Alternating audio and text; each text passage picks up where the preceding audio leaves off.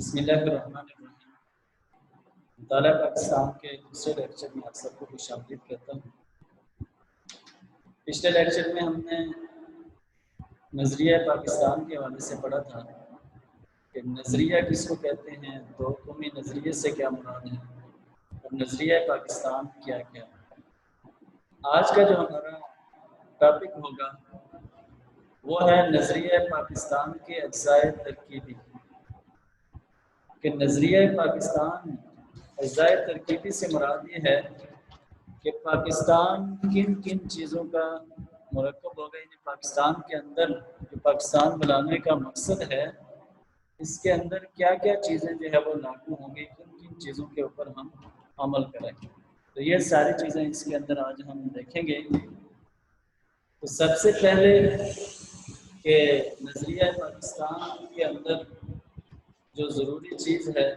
کہ پاکستان جس مقصد کے لیے حاصل کیا گیا تھا اسی مقصد کو جو ہے وہ مد نظر رکھتے ہوئے دو قومی نظریے سے مراد بھی یہی تھا کہ مسلمانوں کے لیے ایک الگ جو ہے وہ ملک ہو، ایک الگ وطن ہو جس کے اندر وہ اپنے جتنے بھی عقائد اور عبادات ہیں ان کے مطابق عمل کر سکیں۔ اب نظریہ پاکستان کے اجزاء ترکیبی میں جو سب سے بنیادی چیز ہے وہ ہے اسلام۔ ظاہر ہے یہ ملک اسی لیے حاصل کیا گیا تھا کہ یہاں پر مسلمانوں کی باقاعدہ حکومت ہو، جو اسلامی قوانین ہیں وہ لاگو ہو سکے، اس لیے اسلام جو ہے وہ یہاں پر اسلام کے جو عقائد ہیں، اسلام کے جو قوانین ہیں ان کو نافذ کرنا جو ہے وہ ضروری ہے۔ اب اسلام مجموعہ ہے عقائد اور عبادات کا، اسلام عقائد اور عبادات کا مجموعہ ہے، اور اسلام کے اندر یعنی ساری چیزیں ہیں کہ جو یعنی سب سے جو بنیادی چیز ہے وہ عقیدہ ہے کہ عقائد انسان کے جو ہے وہ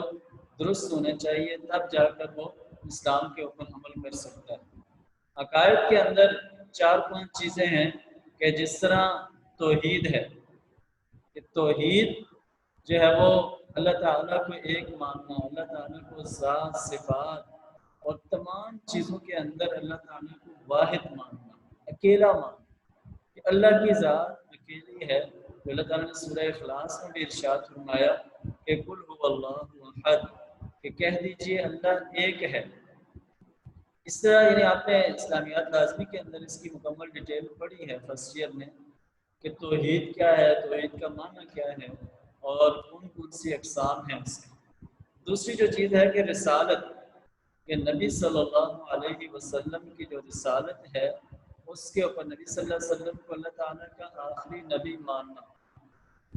کہ نبی صلی اللہ علیہ وسلم کی نہ صرف رسالت کے اوپر ایمان لانا ہے بلکہ اس چیز پر بھی ایمان لانا ہے کہ آپ اللہ کے آخری نبی ہیں۔ اب اس کے بعد اگر کوئی جب وہ نبوت کا دعویٰ کرے گا تو وہ جھوٹا ہے، وہ کذاب ہے، چاہے وہ جو بھی قیامت تک اب جو نبوت کا سلسلہ وہ ختم ہو چکا ہے، تب جو بھی نبوت کا دعویٰ کرے گا تو وہ جھوٹا ہے اور اس کا دین اسلام کے ساتھ کوئی تعلق نہیں۔ جیسے قادیانی ہیں، اگر وہ نبی صلی اللہ علیہ وسلم کو آخری نبی نہیں مانتے ہیں تو وہ قطعاً مسلمان نہیں ہو سکتے۔ وہی مسلمان کہلائے گا کہ جو نبی صلی اللہ علیہ وسلم کی رسالت کے اوپر بھی ایمان لائے، نبی صلی اللہ علیہ وسلم کا آخری نبی بھی جو ہے وہ مانے۔ اس طرح یوم آخرت ہے کہ آخرت کے دن کے اوپر ایمان لانا یہ بھی عقیدے کے اندر شامل ہے کہ آخرت کا ہی نہیں۔ بعض لوگ ہیں کہ وہ یہ کہتے ہیں کہ صرف دنیا ہی ہے، کہ دنیا کے اندر جو کچھ ہونا ہے وہ ہوگا، اور اس کے بعد جو ہے وہ آخرت کے اندر یعنی ان کا یہ تصور ہے کہ دنیا کے اندر ہی ہم نے مرنے کے بعد جو ہے وہ ہمیں کوئی نہیں پتہ، حساب کتاب ہمارا نہیں ہوگا، ان کا یہی عقیدہ ہے۔ لیکن اللہ تعالیٰ نے جو نظام بنایا ہے وہ اس لیے ہے تاکہ آخرت کے اندر ہر ایک جواب دہ ہو، تو دنیا کے اندر جو بھی اعمال کریں گے آخرت میں اس کا جو باقاعدہ وہاں پر حساب کتاب ہو۔ اسی طرح فرشتوں کے اوپر ایمان لانا کہ جو فرشتے ہیں اللہ تعالیٰ کی نورانی مخلوق ہیں، ان کو اللہ تعالیٰ نے جن کاموں کے اوپر لگایا ہوا ہے وہ اللہ تعالیٰ کے جو احکامات ہیں ان کے مطابق عمل کرنا۔ اسی طرح ہے کہ آسمانی کتابوں پر ایمان، کہ آسمانی کتابیں جتنی بھی ہیں ان سب کے اوپر جو ہے وہ ایمان لانا، یہ بھی ہمارے بنیادی عقائد میں شامل ہے۔ اس طرح عبادات ہیں کہ عبادات کے اندر نماز، روزہ، زکوٰۃ، حج، یہ عبادات کے اندر جو ہے وہ شامل ہیں کہ عبادات کے اندر یہ ساری چیزیں ہیں کہ جو انسان کلمہ پڑھ لے گا تو اب اس نے عقائد پر عمل کرنے کا، عقیدہ درست کرنے کے ساتھ ساتھ اس نے جو ہے وہ عبادات کے اوپر بھی جو ہے وہ توجہ دینی ہے اور تمام عبادات کے اوپر جو ہے وہ عمل کرنا ہے۔ نماز ہے، فرض ہے اللہ تعالیٰ کی طرف سے، روزہ بھی فرض ہے، حج جو استطاعت رکھتا ہے اس کے اوپر فرض ہے، اسی طرح جو زکوٰۃ ہے، جو صاحب نصاب ہے اس کے اوپر زکوٰۃ بھی فرض ہے۔ اسلام، دین اسلام واحد دین ہے کہ جس نے ہر لحاظ سے سیاسی، معاشی، معاشرتی ہر لحاظ سے جو ہے وہ قواعد و ضوابط اور اصول بیان کیے اور نبی صلی اللہ علیہ وسلم نے ایک ایک چیز کو واضح طور پر کر کے دکھایا ہے۔ اب جو پاکستان کے مطالبے کا جو بنیادی مقصد تھا وہ اصل میں ایک اسلامی تجربہ گاہ بنانا تھا کہ جہاں پر مسلمان اسلام کے عین اصولوں کے مطابق جو ہے وہ زندگی گزار سکیں، جیسے کہ قائد اعظم رحمۃ اللہ علیہ نے 13 جنوری 1948 کو اسلامیہ کالج پشاور میں تقریر کرتے ہوئے یہ فرمایا تھا کہ ہم نے پاکستان کا مطالبہ زمین کا ایک ٹکڑا حاصل کرنے کے لیے نہیں کیا، بلکہ ہم ایک ایسی تجربہ گاہ قائم کرنا چاہتے ہیں جہاں ہم اسلام کے اصولوں کی سچائی کو ثابت کر سکیں۔ کہ پاکستان بنانے کا جو مقصد ہے وہ اس لیے ہے کہ یہاں پر ہم اسلام کے جتنے بھی اصول ہیں وہ تمام کے تمام جو ہے وہ ان پر عمل کریں تاکہ یہ ساری دنیا کے اندر جو اسلام کی حقانیت ہے وہ واضح ہو جائے۔ اسی طرح جو قائد اعظم رحمۃ اللہ علیہ نے اسلامی ریاست کے اندر جو اسلامی ریاست کے جو اصول ہیں ان کو بیان کرتے ہوئے فرمایا تھا کہ بنیادی طور پر ایک اسلامی ریاست میں اقتدار اعلیٰ اللہ رب العزت کو ہی حاصل ہوتا ہے۔ اسلامی ریاست کا جو نظام قرآنی ہے، اصول نظام ہے، وہ قرآنی اصول و احکام کی روشنی میں چلتا ہے۔ ایک اسلامی ریاست میں پارلیمنٹ یا کسی اور ادارے یا کسی شخص کو اپنی من مانی کا اختیار حاصل نہیں ہوتا۔ قرآنی احکام ہی معاشرت اور سیاست کے تمام معاملات میں ہمارے طرز عمل کو متعین کرتے ہیں۔ کہ اسلام کے جو بنیادی اصول ہیں کہ اسلام یعنی اس کے اندر کسی ایک شخص کو اختیار نہیں، تمام اختیارات اللہ رب العزت کی ذات کو حاصل ہیں، تو کوئی شخص اپنی مرضی کے مطابق کوئی فیصلہ نہیں کر سکتا۔ اس لیے جو بھی اس ریاست کے اندر جو بھی فیصلے ہوں گے وہ اللہ تعالیٰ کے احکامات کی روشنی کے اندر ہیں۔ جو قرآن کے اندر اللہ تعالیٰ نے احکامات بیان کیے ہیں ان کے مطابق جو ہے وہ تمام کے تمام فیصلے کیے جائیں گے، تمام احکامات جو ہے وہ تمام چیزیں اسلام کے مطابق جو ہے وہ متعین کی جائیں گی۔ یہ اسلام کا ایک مختصر سا جو ہے وہ خاکہ ہے کہ اسلام کے اندر عقائد، عبادات، معاملات ہر لحاظ سے دین اسلام نے جو ہے وہ اس لحاظ سے رہنمائی فرمائی۔ اب جو پاکستان کے اجزائے نظریہ، پاکستان کے اجزائے ترکیبی میں جو دوسری چیز ہے وہ ہے جمہوریت، کہ یہ اسلامی ریاست کی جمہوری اصولوں کے مطابق جو ہے وہ قائم ہوتی ہے۔ اور جمہوریت کہا جاتا ہے کہ جس میں اکثریت کی رائے کا خیال رکھا جائے اور طاقتور کی بات کو نہ سنا جائے۔ یعنی چاہے کوئی شخص طاقتور ہے لیکن دوسری طرف اگر لوگ حق پر ہیں، سچ بات کہہ رہے ہیں، چاہے وہ کمزور بھی ہیں لیکن ان کی اکثریت ہے تو وہ اس بات کو جو ہے وہ مانا جائے گا۔ اسلام نے ہمیشہ ہمیں یہی تعلیم دی ہے کہ ظالم کے خلاف کھڑا ہونا، مظلوم کا ساتھ دینا، یہ ضروری ہے کہ جو نبی صلی اللہ علیہ وسلم نے اپنی حدیث کے اندر بھی فرمایا تھا کہ ظالم اور جابر حکمران کے سامنے کلمہ حق کہنا، یہ جو ہے وہ سب سے بڑا جہاد اس کو قرار دیا۔ گویا اسلام بھی جو ہے وہ جمہوری اصولوں کو جو ہے ان کو مد نظر رکھتا ہے اور اس کے مطابق جو ہے وہ اپنے پیروکاروں کو عمل کرنے کی جو ہے وہ تلقین کرتا ہے۔ اب اسی جمہوریت کے حوالے سے قائد اعظم نے ایک مرتبہ جو ہے وہ ریڈیو خطاب کے اندر اس کی مزید وضاحت کی تھی کہ فرمایا کہ پاکستان کا آئین، یہ آپ کے سامنے عبارت ہے، پاکستان کا آئین ابھی بننا ہے، اسے دستور ساز اسمبلی بنائے گی، مجھے معلوم نہیں کہ اس کی حتمی شکل و صورت کیا ہو، لیکن مجھے اتنا یقین ضرور ہے کہ یہ جمہوری یعنی اسلام کے بنیادی اصولوں کے عین مطابق ہوگا۔ یہ اصول آج کی عملی زندگی کے اندر، عملی زندگی میں بھی اسی طرح قابل عمل ہیں کہ جس طرح آج سے 1400 سال پہلے تھے۔ اسلام جو ہے وہ اسلام اور اس کی جو معیار پسندی ہے کہ اسلام ہمیشہ اس معیار کو پسند کرتا ہے کہ ہمیں اسلام نے ہمیشہ جمہوریت کا سبق سکھایا ہے۔ گویا اسلام کے اندر بھی جمہوریت ہے کہ یعنی اس رائے کا احترام کیا جائے گا، لیکن اس میں ایک بات کا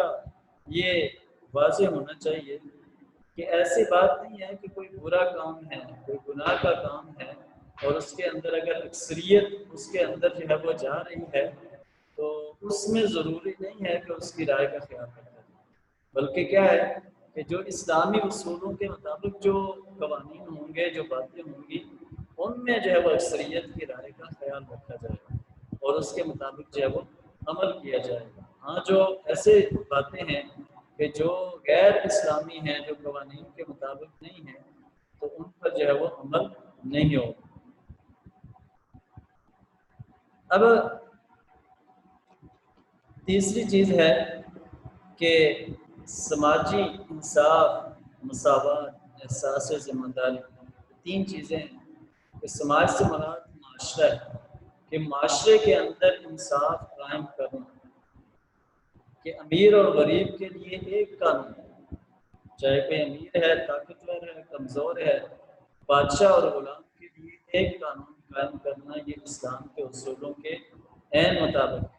معاشرے کے اندر جو کوئی بھی جرم کرے گا اس کو سزا اس کے جرم کے مطابق ملنی چاہیے۔ وہاں پر یہ نہیں دیکھنا کہ کوئی امیر ہے یا کسی بڑے قبیلے سے ہے، وہاں پر صرف یہ دیکھنا ہے کہ اللہ تعالیٰ کا کیا حکم ہے، نبی صلی اللہ علیہ وسلم کی کیا تعلیمات ہے۔ نبی اکرم صلی اللہ علیہ وسلم کی جو زندگی اگر ہم دیکھیں تو ہمارے لیے ایک مثال ہے، اس کی بے شمار مثالیں ہمارے سامنے موجود ہیں۔ یعنی وہ جو مشہور واقعہ آپ نے کئی بار سنا ہو، جب ایک عورت نے چوری کی اور وہ پکڑی گئی تو اس وقت جو ہے وہ جو لوگ تھے، کچھ لوگوں نے آ کر نبی صلی اللہ علیہ وسلم کے سامنے آ کر اس کی سفارش کی کوشش کی، تو نبی صلی اللہ علیہ وسلم نے فرمایا کہ تم سے جو پہلی قومیں ہیں وہ اس لیے ہلاک ہوئی کہ وہ جب بھی کوئی امیر جرم کرتا تھا تو اس کو چھوڑ دیا جاتا، اور اگر کوئی غریب جرم کرتا تو اس کو جو ہے وہ سزا دی جاتی۔ اس لیے چاہے فرمایا کہ اگر فاطمہ بنت محمد بھی چوری کرتی تو میں اس کے ہاتھ بھی جو ہے وہ کاٹ دیتا۔ گویا یہ بات ذہن کے اندر لوگوں کے بیٹھ جائے کہ چاہے جو بھی برا کام کرے گا، جو بھی ایسا گناہ کا کام کرے گا تو اس کے اوپر اس کی سزا جو ہے وہ اس کو لازمی دی جائے۔ گویا اسلام نے ہمیشہ جو ہے معاشرے کے اندر انصاف قائم کرنے کا حکم دیا، مساوات کا، برابری کا درس دیا کہ تمام انسان برابر ہیں۔ فضیلت کا جو معیار ہے وہ صرف اور صرف تقویٰ ہے کہ اللہ تعالیٰ کا خوف جس انسان کے دل کے اندر ہوگا وہی انسان اصل میں اللہ تعالیٰ کی نگاہ کے اندر پسندیدہ ہے، جو قرآن کے اندر اللہ تعالیٰ نے خود ارشاد فرمایا ہے کہ ان اکرمکم عند اللہ اتقاکم، کہ بے شک اللہ تعالیٰ کے نزدیک سب سے زیادہ معزز وہی شخص ہے کہ جو زیادہ تقوی والا ہے۔ اسی طرح نبی صلی اللہ علیہ وسلم نے بھی آخری خطبے کے اندر واضح طور پر یہ ارشاد فرمایا تھا کہ کسی گورے کو کالے پر اور کالے کو گورے پر کوئی فضیلت نہیں۔ فضیلت کا جو معیار ہے وہ صرف اور صرف کیا ہے، وہ صرف تقویٰ ہے، کہ تقویٰ کا جو معیار ہے وہی ہے اصل میں کہ تمام انسان ان کی جو ویسے تو حیثیت انسان سب لوگ برابر ہیں، لیکن جو اللہ تعالیٰ کی نگاہ کے اندر جو معیار ہے پسند اور ناپسند یعنی فضیلت کا، وہ صرف تقویٰ کے اوپر ہوگا۔ اس لیے نبی صلی اللہ علیہ وسلم نے واضح طور پر اس کا جو وہ حکم دیا تھا کہ بحیثیت انسان تمام برابر ہیں۔ اب جو معیار ہے وہ جو کوئی شخص اللہ تعالیٰ کی نگاہ میں پسندیدہ ہے جو تقوی والا ہے، یعنی نبی صلی اللہ علیہ وسلم پر ایمان لانے والے لوگ سردار بھی اس میں شامل تھے، بڑے قبیلے سے بھی لوگ تھے اور غلام بھی تھے، لیکن جن لوگوں نے جتنی زیادہ مصیبتیں برداشت کی وہ لوگ ان کا جو ہے وہ مقام اللہ تعالیٰ کی نگاہ کے اندر بھی بڑا اونچا تھا کہ حضرت بلال کی مثال ہمارے سامنے ہے کہ جب نبی صلی اللہ علیہ وسلم نے مکہ کو فتح کیا تو اس وقت سارے لوگ اس انتظار میں تھے کہ کس کو جو ہے وہ اذان دینے کا حکم دیا جائے گا، لیکن نبی صلی اللہ علیہ وسلم نے تمام سرداران کی موجودگی میں جو حکم دیا وہ حضرت بلال کو حکم دیا۔ اس لیے مساوات کا، برابری کا جو درس جو ہے وہ اسلام نے واضح طور پر ہمیں دیا۔ تیسرا اس میں سے پوائنٹ ہے کہ احساس ذمہ داری کہ تمام کے تمام انسان جو ہے وہ جواب دہ ہیں، اگرچہ کوئی حاکم ہے یا رعایا ہے، کوئی بادشاہ ہے یا غلام ہے، تمام انسان، یعنی ایک تو ہمیں آخرت کے دن ہمیں اپنے ہر اعمال کا جو وہ جواب دینا پڑے گا، ہر ایک چیز کا حساب دینا پڑے گا کہ اللہ تعالیٰ کے سامنے چاہے کوئی ہم نے چھوٹا کام کیا ہے یا بڑا کام کیا ہے، وہ سارے کے سارے ایک ایک چیز کا حساب دیا جائے۔ تو گویا ہر ایک ذمہ دار ہے، ہر ایک سے نبی صلی اللہ علیہ وسلم ہے کہ ہر ایک ان میں سے ذمہ دار ہے اور ہر ایک سے اس کی ذمہ داری کے متعلق پوچھا جائے گا کہ جو بھی اس کے اوپر ذمہ داری ہے، اگر کوئی والد ہے تو والد سے اس کی ذمہ داری کے متعلق جو ہے وہ پوچھا جائے گا، اور اس سے جو ہے وہ اگر کوئی طالب علم ہے تو اس کی جو ذمہ داریاں ہیں، اس کے جو فرائض ہیں، اس کے متعلق بھی اس سے پوچھا جائے گا۔ نبی صلی اللہ علیہ وسلم اور صحابہ کرام کی مثالیں ہمارے سامنے ہیں کہ کس طرح وہ احساس ذمہ داری ان کے اندر تھا کہ وہ یعنی یہ چاہتے تھے کہ کہیں ایسا نہ ہو کہ کل آخرت کے دن ہمیں جو وہاں پر اللہ تعالیٰ کے سامنے شرمندہ ہونا پڑے، اس لیے اگر ان سے کوئی غلطی سرزد بھی ہو جاتی تو وہ دنیا کے اندر ہی لوگوں سے معافی مانگ لیا کرتے تھے۔ حضرت عمر کی مثال ہمارے سامنے ہے کہ خلیفہ تھے لیکن وہ رات کو گلیوں کا چکر لگاتے تھے کہ ایسا نہ ہو کہ کوئی شخص جو ہے وہ بھوکا سو رہا۔ یہ اسلام کے اندر یہ ساری چیزیں ہیں کہ انصاف ہے، برابری ہے، احساس ذمہ داری ہے۔ چوتھا پوائنٹ نظریہ پاکستان کے جو اجزائے ترکیبی میں سے ہے وہ ہے بنیادی انسانی حقوق۔ برِ صغیر جنوبی ایشیا کے اندر ہندو قیادت میں دو طرح کے لوگ تھے، ایک جو ہے وہ انتہا پسند ہندو تھے اور دوسرے جو ہے وہ اعتدال پسند ہندو، لیکن اس وقت بھی کانگریس کے اوپر بدقسمتی سے جن لوگوں کے اندر جن لوگوں کا کنٹرول تھا وہ وہی تھے کہ جو انتہا پسند گروپ تھا۔ اب اس وقت یعنی مسلمانوں کو اور باقی لوگوں کو جو اقلیت کے اندر جو لوگ تھے ان کو یہی محسوس ہوا کہ کہیں ایسا نہ ہو کہ انگریزوں کے جانے کے بعد ہم ہندوؤں کے تسلط کے اندر، غلبے کے اندر آ جائیں اور ہمارے اوپر جو ہے وہ طرح طرح کا ظلم کریں۔ یہی وجہ تھی کہ مسلمانوں اور غیر مسلموں کے حقوق کے تحفظ کے لیے پاکستان کا قیام جو ہے وہ ناگزیر تھا، ضروری تھا۔ اس وجہ سے جو ہے وہ تمام لوگ جو ہے انہوں نے مل کر کوشش کی اور بالآخر جو ہے وہ پاکستان قائم ہوا۔ اب جو ایک اسلامی ریاست ہے اس کے اندر بھی تمام لوگوں کو بنیادی حقوق حاصل ہوں گے، یعنی تمام لوگوں کو ان کے جو عقائد اور عبادات ہیں ان کے مطابق عمل کرنے کی آزادی ہوگی، جیسے کہ قائد اعظم رحمۃ اللہ علیہ نے واضح طور پر اس کے متعلق ارشاد فرمایا تھا کہ آپ آزاد ہیں، آپ اپنے مندروں میں جانے کے لیے آزاد ہیں، آپ اپنی مسجدوں میں جانے کے لیے آزاد ہیں، آپ کا مذہب کچھ بھی ہو آپ اپنی عبادت گاہوں میں جانے کے لیے مکمل طور پر آزاد ہیں۔ مملکت پاکستان کو اس بات سے کوئی غرض نہیں ہوگی کہ آپ کا عقیدہ، مذہب یا ذات کیا ہے۔ ہم اپنے سفر کا آغاز اس بنیادی اصول کی روشنی میں کر رہے ہیں کہ ہم سب مملکت پاکستان کے شہری اور مساوی درجے کے شہری ہیں کہ تمام انسانوں کو جو بنیادی حقوق ہیں وہ حاصل ہوں گے اور جو جس مذہب سے بھی تعلق رکھتا ہے وہ اس پر جو ہے وہ عمل کر سکتا ہے۔ یعنی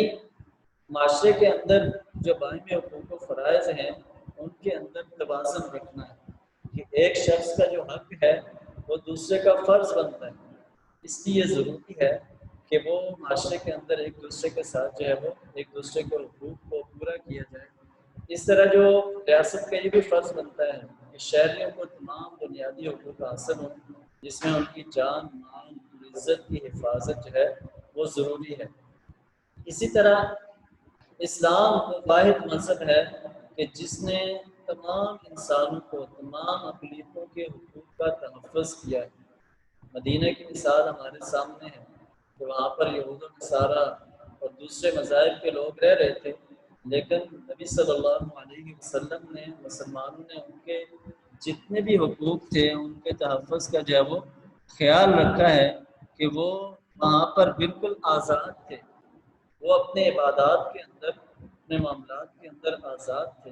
اور اپنے جو ہے وہ مذہب کے مطابق ان کو زندگی گزارنے کا مکمل حق۔ یہ اصل میں اسلام ہی ہے کہ ان الدین عند اللہ الاسلام، اصل میں جو دین ہے وہ اللہ تعالیٰ کے نزدیک اسلام ہی ہے جو امن کا دائی ہے، کہ جس نے ہر ایک کو بنیادی حقوق جو ان کے ہیں وہ مکمل طور پر دیے ہیں اور کسی کے ساتھ جو ہے وہ ظلم و ستم کرنے کا اختیار کسی انسان کو نہیں دیا ہے۔ اس لیے جب وہ ضروری ہے کہ اسلام کی تعلیمات کے مطابق جس ریاست کے اندر بھی عمل ہوگا تو وہاں پر جو ہے وہ امن و سکون ہوگا، وہاں پر لوگ جو ہے وہ ایک دوسرے کے ساتھ بھائی چارے کے ساتھ قوت اور ہمدردی کے ساتھ جو ہے وہ زندگی بسر کر رہے ہیں۔ آج کے لیکچر کے اندر ہم نے نظریہ پاکستان کے اجزائے ترکیبی پڑھے ہیں کہ جو یعنی اسلام ہے، جمہوریت ہے، سماجی انصاف ہے، مساوات، احساس ذمہ داری اور بنیادی انسانی حقوق ہیں۔ انشاءاللہ اگلے لیکچر کے اندر ہم جو پاکستان جو جنوبی ایشیا کے مسلمانوں کی جد و جہد کا حاصل ہے وہ یعنی 1857 سے قیام پاکستان تک کے جو عام واقعات ہیں انشاءاللہ ہم ان کو دیکھیں گے، وہ کون کون سے واقعات ہیں، کس مشکل کے اندر جو ہے وہ پاکستان کو جو ہے وہ قائم کیا